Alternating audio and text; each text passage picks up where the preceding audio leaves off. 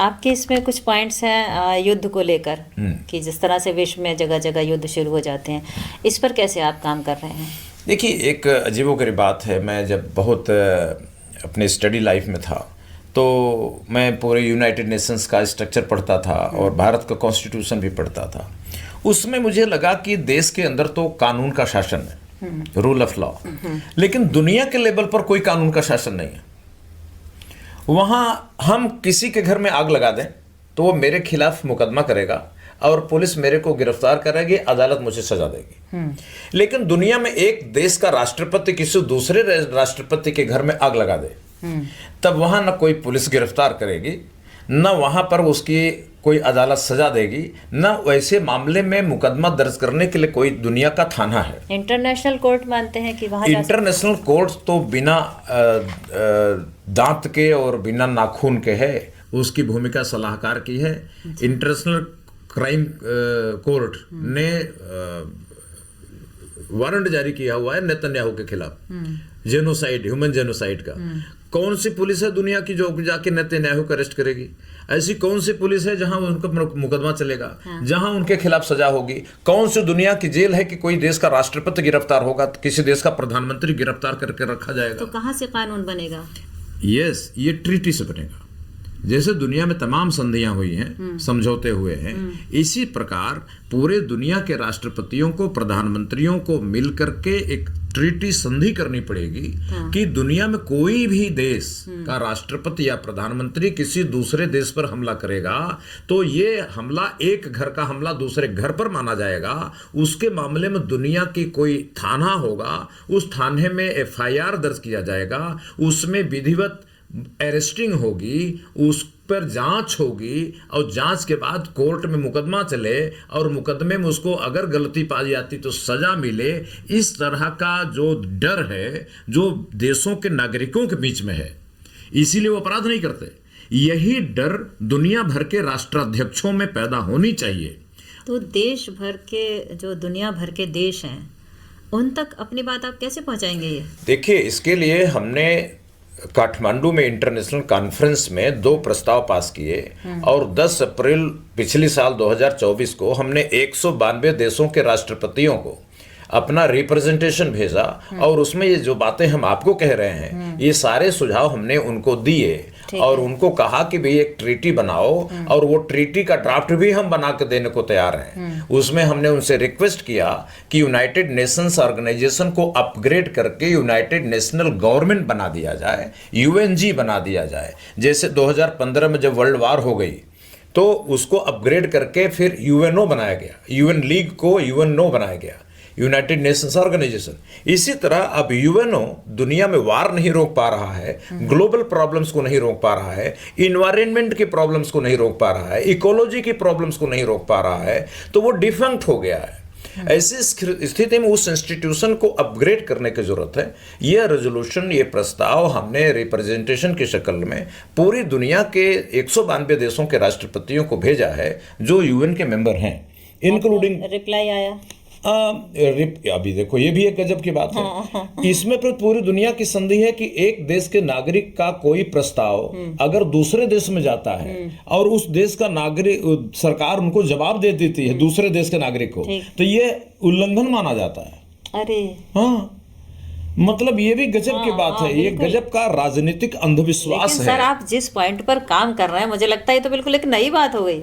लोग ध्यान नहीं देते। हाँ, लोग ध्यान नहीं देते। लोग सोचते हैं कि हमें अपने घर में झाड़ू पोछा लगा के साफ रखना है और हमें अगरबत्तियां लगा के घर में रखनी है, लेकिन घर के बाहर कोई मरा हुआ कुत्ता डाल दे तो उसकी बदबू इतनी तेज होगी कि आपके घर की अगरबत्ती को दबा देगी। लोग अपने घर के मामले में मशरूफ हैं। हाँ, बहुत मशरूफ हैं। वो सोचते हैं हमने घर ही सुधार लिया बहुत है, हमने घर में दिया जला लिया बहुत है, हमें दुनिया के बारे में सोचने की जरूरत नहीं है। लेकिन हम ना सोचें, लेकिन दूसरे लोग हमारे बर्बादियों के लिए सोच रहे हैं, इसलिए हमें पूरी दुनिया के बारे में सोचना पड़ रहा है। मैंने ये उन सभी कॉन्ट्रडिक्शंस को पॉइंट आउट किया है जो हमारे जीवन में, हमारे परिवार में जो दुख है, वो केवल हमारी सरकार जिम्मेदार नहीं है, हमारे नेता जिम्मेदार नहीं है, हमारे अधिकारी जिम्मेदार नहीं है, वो दुनिया के दूसरी शक्तियां, देश के बाहर की शक्तियां जिम्मेदार है। अच्छा, जैसे मान लो कि यूक्रेन के लोग यूक्रेन को लोगों को जीने का अधिकार था, उनके कॉन्स्टिट्यूशन देता, सरकार ने जिम्मेदारी दी कि हम आपकी गारंटी देंगे जीने की। रूस ने उन पर अटैक कर दिया और बताते हैं कि लगभग 5 लाख लोग मार दिए गए। अब उसमें यूक्रेन की सरकार की क्या गलती थी? अब इसमें मान लो कि हमारा घर पे आपने मिसाइल गिरा दी, हमारे घर को, लोगों को, परिवार को मार दिया, मैं मुकदमा करने कहाँ जाऊं? मुकदमा, मेरा थाना कहाँ है? बिल्कुल सही बात। कि मैं, कौन सी पुलिस है, कौन सी अदालत है जहां मुझे जस्टिस मिलेगी? यूक्रेन के 5 लाख लोगों को न्याय कौन देगा? गजा के 46,000 लोगों को जस्टिस कौन देगा? यमन के, लीबिया के, सीरिया के जो लाखों लोग मार दिए गए, आज भी मारे जा रहे हैं, उनको न्याय कौन देगा? उनको जस्टिस कौन देगा? क्या आप चाहते हैं कि जस्टिस के अभाव में पूरी दुनिया टेररिस्ट बन जाए? ऐसा क्यों होना चाहिए? इसलिए अगर हम देश के अंदर रूल ऑफ लॉ, कानून बनाए, पुलिस बनाए, अदालत बनाए, सरकार बनाए, इसी तरह हम दुनिया के स्तर पर यही काम क्यों नहीं कर सकते? बिल्कुल। जब आज हम एक दूसरे को इन्फ्लुएंस कर रहे हैं, आज एक देश दूसरे देश को इन्फ्लुएंस कर रहा है, अच्छे तरीके से, बुरे तरीके से भी, तो हमारे दोनों के बीच जब इंटरेक्शन हो गया तो हमारी कोई कॉमन स्टेट, कोई कॉमन पार्लियामेंट, कोई कॉमन गवर्नमेंट, कोई कॉमन करेंसी प्रिंटिंग एजेंसी, ये सब क्यों नहीं होनी चाहिए? तो इसलिए हम ये कह रहे हैं कि हमारी ग्लोबल राइट्स हैं, हमारे वैश्विक अधिकार हैं।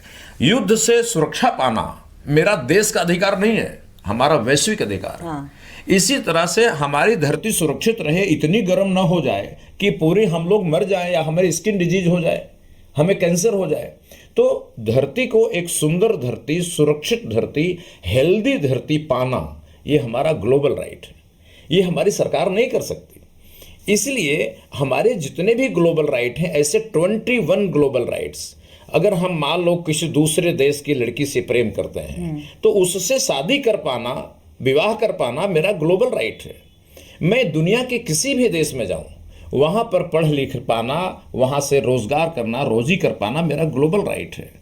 मैं किसी भी देश में जहां मेरा श्रम की कीमत बहुत अच्छी मिलती है, उस देश में जाकर मैं रोजगार कर पाऊं, नौकरी कर पाऊं, श्रमिक का काम कर पाऊं, ये मेरा ग्लोबल राइट। बिना पासपोर्ट वीजा जाना चाहते हैं? बिना वीजा पासपोर्ट के जाना कोई मतलब नहीं रह गया। जब टेक्नोलॉजी ने हमें एक दूसरे से बात करने का मौका दे दिया, हम बात कर रहे हैं, देख रहे हैं, वीडियो कॉलिंग कर रहे हैं, 24 घंटे की फ्रीडम दे दी, तो अब आपके वीजा पासपोर्ट तो वर्चुअल हो गए, उनका कोई अर्थ रहा ही नहीं। मतलब हम, आप दीवार के उस कोने पर हैं, हम दीवार के इस पार हैं, लेकिन अगर हमें कोई टेक्नोलॉजी आ जाए कि हम देखने लग जाएं, तो दीवार का अर्थ समाप्त हो जाता है। इसलिए दुनिया के बॉर्डर्स, नेशनलिज्म की पुरानी परिभाषा, सिटीजनशिप, नागरिकता की पुरानी परिभाषा, सोवरेनिटी, संप्रभुता की पुरानी परिभाषा, राज्य, स्टेट की पुरानी परिभाषा, अब ये आदमी की छाती पर बोझ बन गए। इनको जल्दी से ना उठा के फेंक दिया गया तो ये बोझ पूरी दुनिया की बड़ी पॉपुलेशन को मार डालेंगे, और जो कहा जाता है कि कुछ लोग डीप पॉपुलेशन का एजेंडा चला रहे हैं, वो लोग कामयाब हो जाएंगे।